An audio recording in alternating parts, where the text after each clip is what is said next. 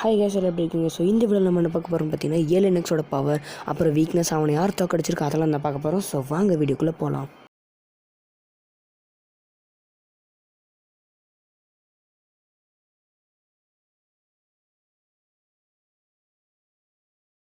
So case நம்ம முதல்ல பார்க்க போகிறது என்னென்னா நம்ம ஏலியன்ஸோட பவர்ஸில் என்னென்னு ரேப் ரியாலிட்டி, அதாவது அவன் நினச்ச எல்லாத்தையுமே உண்மையாக மாற்ற முடியும், பொய்யா இருக்கிறது கூட. அதுவும் இல்லாமல் அவனால் டைம் ட்ராவல் பண்ண முடியும், டைமை நிறுத்த முடியும், எல்லாமே பண்ண முடியும். அதுக்கப்புறம் அவனால் ஸ்பேஸுக்கு அவன் நினச்ச நேரத்தில் போக முடியும், நினச்ச மாதிரி எல்லா இடத்தையும் மாற்றவும் முடியும்.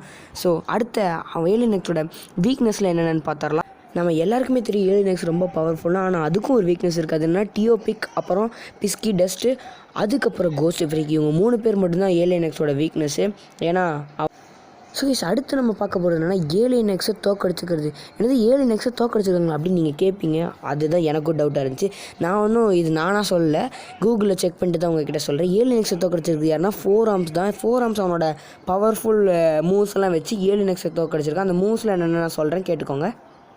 ஸோ 4 ஆர்ம்ஸ் வந்து ஏலியன்ஸோட பஞ்சே பீட் பண்ணிடுச்சாமா.